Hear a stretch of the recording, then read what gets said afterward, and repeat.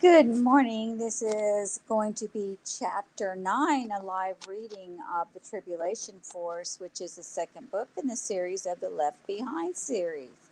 And I will begin to read. Chapter 9, Book 2, The Tribulation Force. Chloe sat looking skeptically at Buck. You didn't? She managed finally. He shook his head. Apparently, you have another admirer. Yeah, right, she said. Another, as if that makes two. Buck spread his hands before him. Chloe, there's obviously been a lack of communication here, obviously. Call me presumptuous, but I was under the impression that we sort of hit it off from the moment we met. He paused and waited for a response. She nodded. Nothing serious, she said, but yes, I thought we liked each other. And I was with you on the plane when you prayed with your dad, he said. She nodded slightly. That was a special time, he continued. Okay, she agreed. Then I went through my ordeal and couldn't wait to get back here to tell you all about it. Chloe's lip quivered. That was the most incredible story I have ever heard, Buck, and I didn't doubt you for a second. I knew you were going through a lot, but I thought we had connected. I didn't know what to call it, Buck said, but as I told you in my note that Sunday, I was attracted to you. Not only to me, apparently. Buck was speechless. Not only to you, he repeated. Just go on with your speech. Speech? She thinks this is a speech, and she thinks there's someone else. There hasn't been anyone else in years. Buck was deflated and thought of giving up, but he decided she was worth it. Misguided, jumping to strange conclusions for some reason, but worth it. Between Sunday and Friday night, I did a lot of thinking about us. Here it comes, she said, tearing up again. What did she think? That he was prepared to sleep on her porch just to dump her for someone else when she finally let him in? I realized that Friday night I was giving you mixed signals, he said. Well, maybe not so mixed. I was pulling away. There wasn't much to pull away from.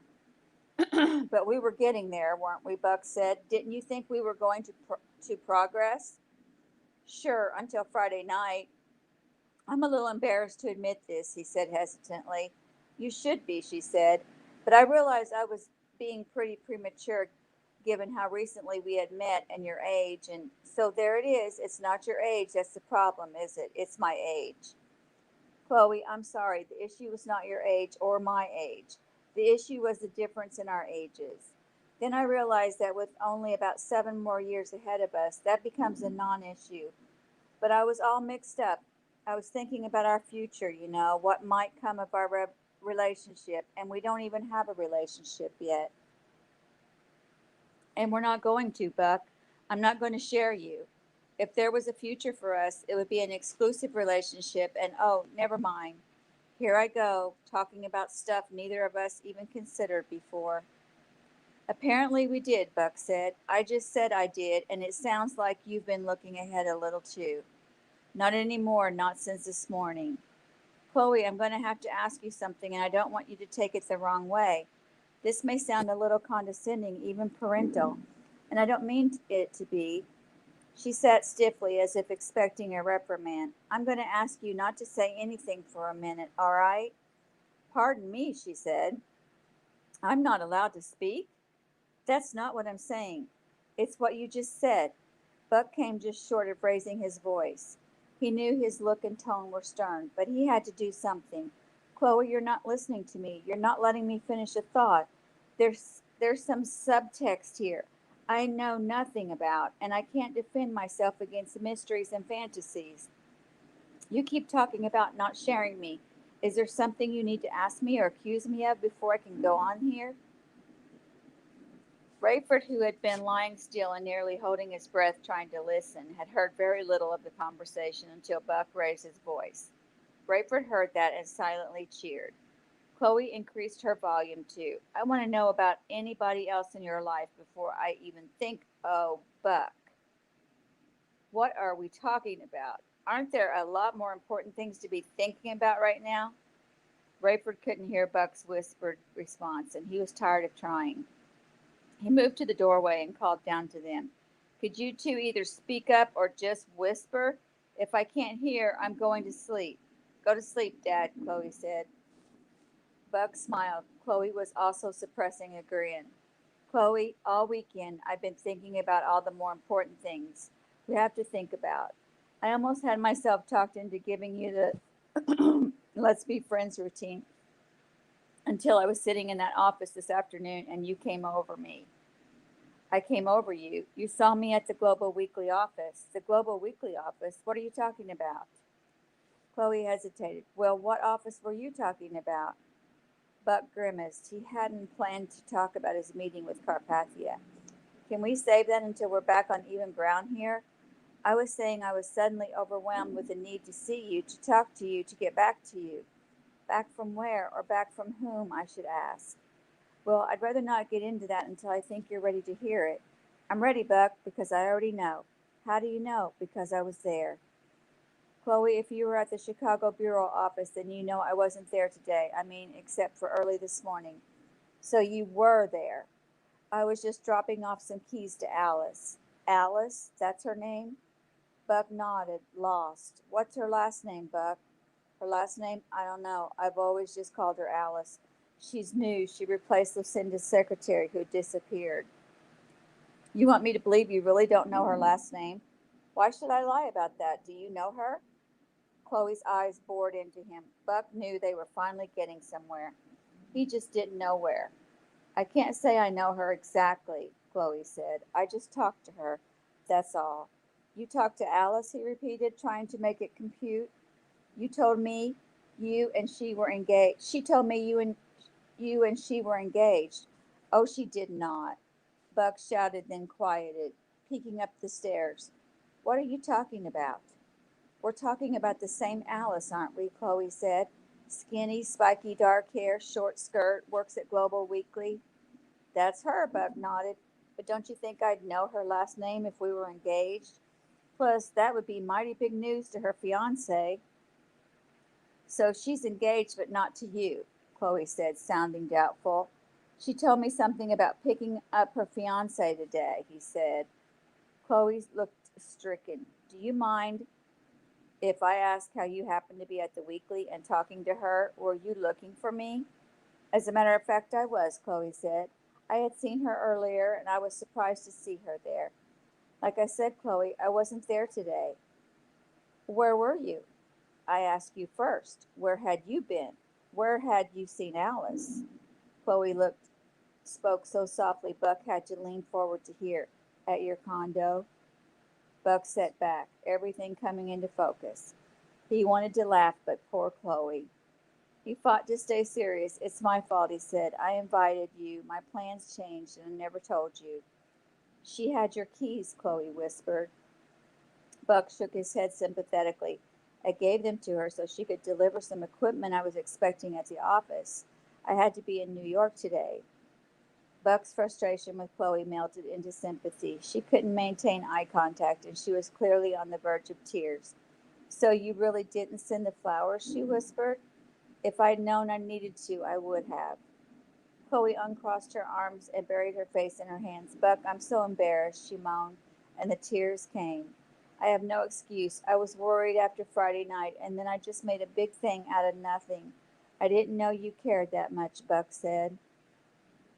Of course I cared, but I can't expect you to understand or to forgive me after I've been oh, you don't even want to see me again? I'd understand.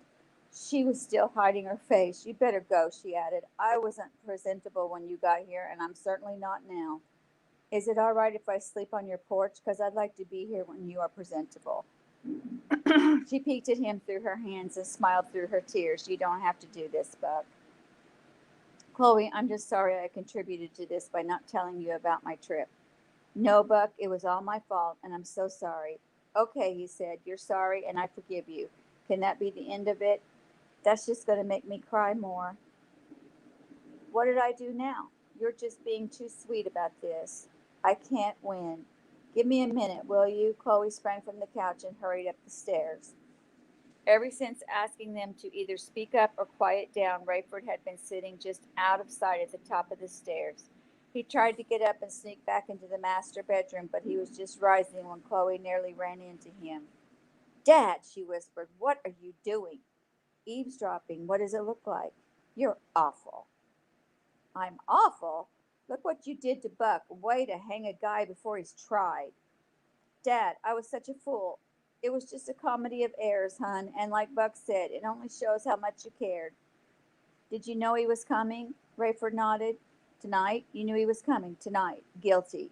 And you made me answer the door. So shoot me. I ought to. No, you ought to thank me. That's for sure. You can go to bed now. I'm going to change and see if Buck wants to take a walk. So you're saying I can't come along or even follow from a distance?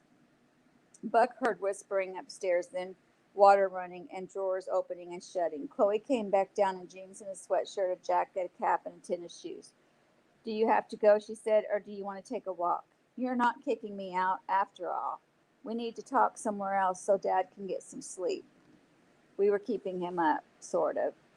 Rayford heard the front door shut, then knelt by his bed. He prayed Chloe and Buck would be good for each other, regardless of what the future held for them. Even if they became only good friends, he would be grateful for that.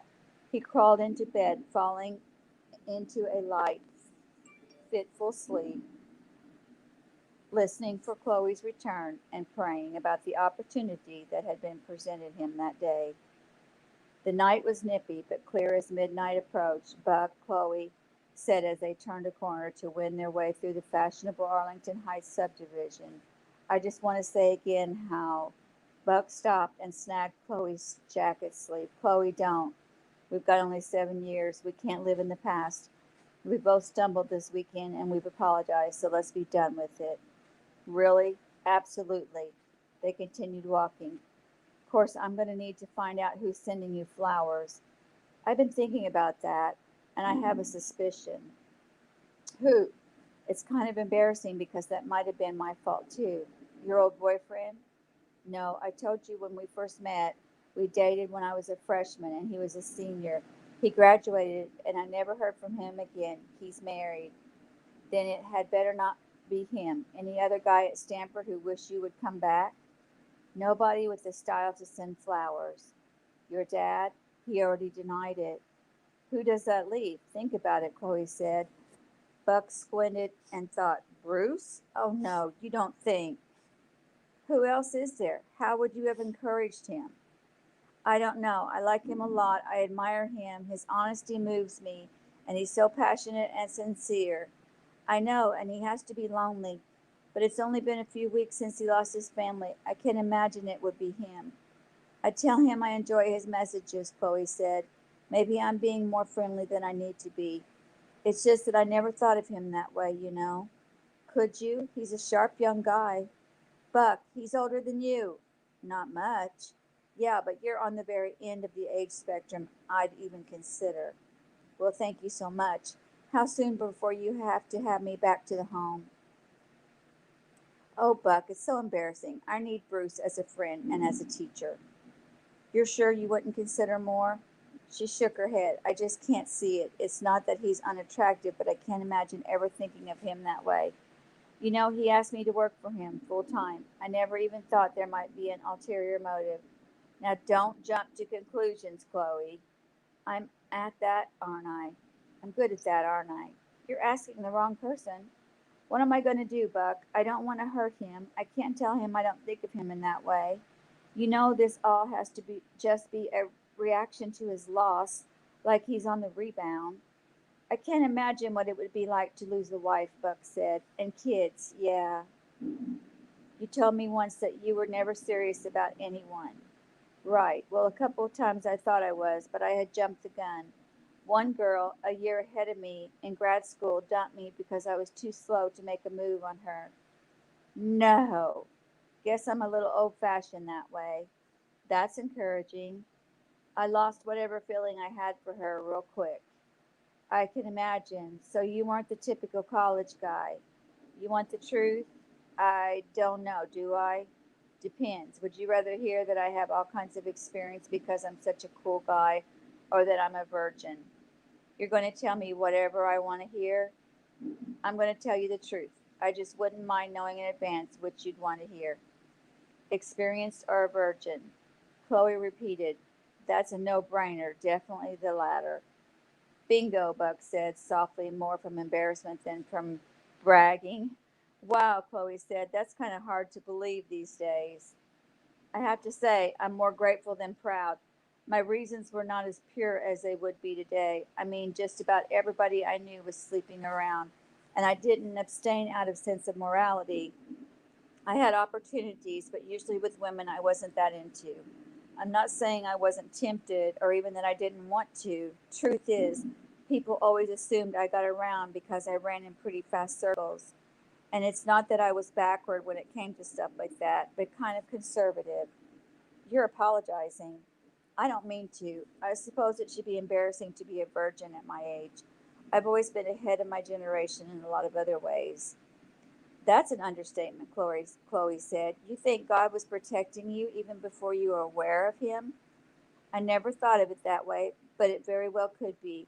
I've never had to worry about disease and all the emotional stuff that goes with intimate relationships. Buck rubbed the back of his neck. This is embarrassing you, isn't it? Chloe said, a little. So I suppose you'd rather not hear about my sexual experience or lack of it. Buck grimaced. If you don't mind, see, I'm only 30 and I feel like an old timer when you even use the word sex, so maybe you should spare me.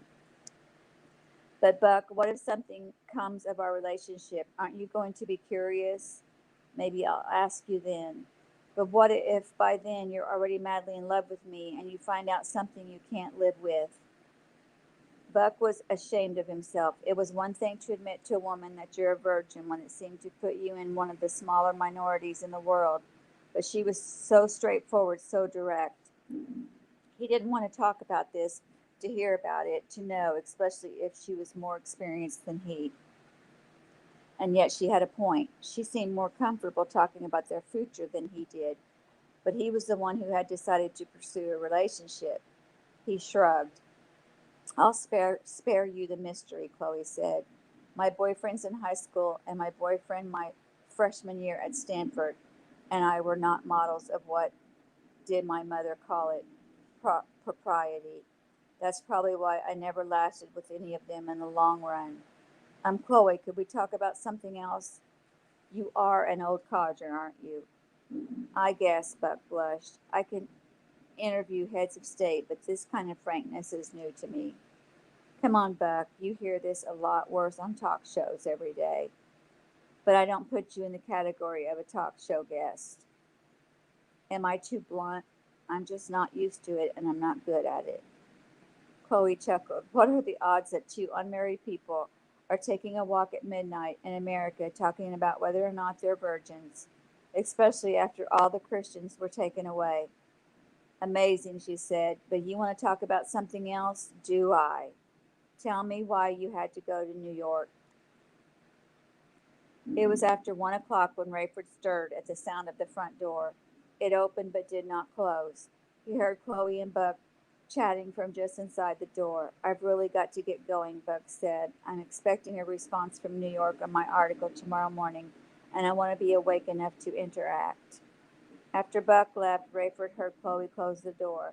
Her footsteps on the stairs seemed lighter than they had earlier in the evening. He heard her tiptoe to his door and peek in. I'm awake, hon, he said. Everything all right? Better than all right, she said, coming to sit on the edge of the bed. Thanks, Dad, she said in the darkness.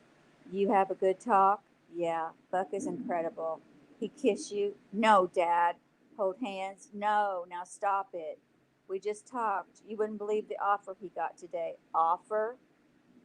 I don't have time to get into it tonight. You flying tomorrow? No, we'll talk about it in the morning. I want to tell you about an offer I got today, Rayford said. What was it? Too involved for tonight? I'm not going to take it anyway. We can talk about it in the morning. Dad, tell me one more time you didn't send those flowers just to cheer me up. I'll feel awful if you did and I trashed them. I didn't, Chloe. That's good, I guess, but it wasn't Buck either. You sure? Positive this time. Uh-oh, you thinking what I'm thinking, Dad? I've been wondering about Bruce ever since I heard Buck tell you it wasn't him. What am I going to do, Dad? If you're going to work with the man, you'll have to have a talk with him. Why is it my responsibility? I didn't start this, I didn't encourage it, and at least I didn't mean it. Well, you could ignore it. I mean, he sent them anonymously. How are you supposed to know who they were from? Yeah, I don't really know, do I? Of course not. I'm supposed to see him tomorrow afternoon, she said, to talk about this job. Then talk about the job and ignore the flowers. You sort of already did that, didn't you? Chloe laughed.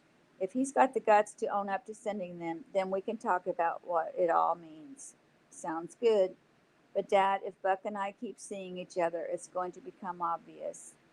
You don't want people to know? I don't want to shove it in Bruce's face, knowing how he feels about me. But you don't know. That's right, isn't it? If he doesn't tell me, I don't know. Good night, Chloe. But it's going to be awkward working for him or with him, won't it, Dad? Night, Chloe. I just don't want to. Chloe, it's tomorrow already. Night, Dad. Buck was awakened mid-morning Tuesday by a call from Stanton Bailey. Cameron, he shouted. You awake? Yes, sir. You don't sound like it. Wide awake, sir. Late night? Yes, but I'm awake now, mister. You always were honest to a fault there, Cam. That's why I still don't understand your insisting you were at that meeting when that's behind you. You're exiled. I'm wishing you were replacing Plank here, but hey, what's done is done, huh? Yes, sir. Well, you've still got it. Sir, still got the touch. How does it feel to write another award winner? Well, I'm glad you like it, Mr. Bailey, but I didn't write it for an award. We never do we? Ever craft one just to make it fit a category in some contest? Me neither. I've seen guys try it, though. Never works. They could take a lesson from you. Thorough, long but tight, all the quotes, all the angles, fair to every opinion. I thought it was real good of you not to make the alien kooks and the religious wackos look stupid. Everybody's got a right to his own opinion, right? And these represent the heartland of America, whether they believe it was something green from Mars or Jesus on a horse, sir, or whatever imaginary there is. You know what I mean. Anyway, this thing's a masterpiece, and I appreciate your usual great job and not letting this other business get you down. You keep up the good work. Stay there in Chicago for an appropriate amount of time so it still looks like I've got some control over my star guy, and you'll be back in New York before you know it. When's your lease up? A year, but actually I like it here, and very funny. Just talk to me when they start pushing you on that lease, Cameron, and we'll get you back here. I don't know about executive editor because we've got to fill that before then, and it probably wouldn't make much sense. You're going from the wilderness to the saddle, but we'll at least get your salary back up where it belongs, and you'll be back here doing what you do best. Well, thanks. Hey, take the day off. This thing'll hit the stands a week from yesterday, and you'll be the talk of the town for a few days. I just might take you up on that. And listen, Cameron, stay out of that little gal's hair there. What's her name? Verna Z? Yeah, Verna. She'll do all right, but just leave her alone. You don't even have to be over there unless you need to be there for some reason. What's next on your plate? Steve's trying to get me to go to Israel next week for the signing of the treaty between Israel and the UN. We've got a slew of people going, Cameron. I was going to put the religion editor on the cover story. Jimmy Borland? Problem? Well, first, I don't see it as a religious story, especially with the one world religion meeting going on in New York at the same time. The Jews talking about rebuilding the temple, and the Catholics voting on a new pope. And this is going to sound self serving, but do you really think Jimmy can handle a cover story? Probably not. It just seemed like a good fit. He's been over there so many times on his beat, and just about anything Israel does can be considered religious, right? Not necessarily. I've always liked that you talk to me straight, Cameron. Too many yes people around here. So you don't think this is a religious thing just because it's happening in the so-called Holy Land? Anything Carpathia is involved in is geopolitical, even if it has some religious ramifications. A great religious angle over there, besides the temple thing. Is there two preachers at the Wailing Wall? Yeah, What's with those crazies? Those two said it wasn't going to rain in Israel for 3.5 years, and so far it hasn't. That's a dry land as it is, but if they go that long without rain, everything's going to dry up and blow away. How dependent is that, scientist guy? Huh? Rosenzweig's formula on rain? I'm not sure, sir. I know it requires less rain than if you've tried to grow without it, but I think there still has to be water from somewhere to make it work. I'd like to see Jimmy get an exclusive with these two, Bailey said, but they're dangerous, aren't they? Sir? Well, two guys tried to kill them and wound up dropping dead on the spot. And what was this thing on the other day? A bunch of guys got burned up. People said those two called down fire from heaven. Others were saying they breathed fire on them. I heard that too, Bailey said. That's some kind of problem, huh? Bailey was laughing. But Buck couldn't fake it. He believed the fire breathing story because it was right out of Scripture. And neither did he put people who believed the rapture in the same category as the UFO wackos. Anyway, Bailey continued, I haven't told Borland he's got the cover, but I think rumor has it that he's in line for it. I could put you on it, and I'd rather, but somebody else would have to get bumped from the trip because we're maxed out budget wise. Maybe I could send one less photographer. Buck was eager for a photographer to get some supernatural evidence on film. No, don't do that, he said.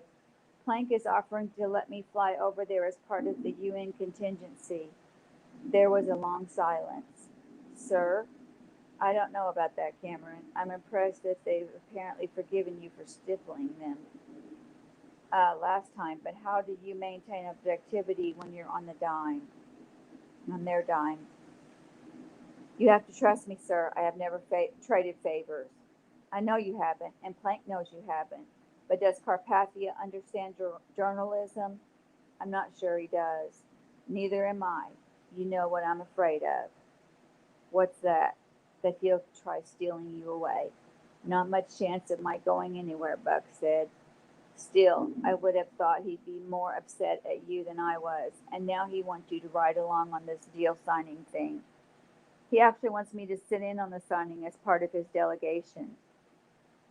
That would be totally inappropriate, I know, unless you could make it clear that you're not part of the delegation. What a great spot, the only media person at the table. Yeah, but how would I do that?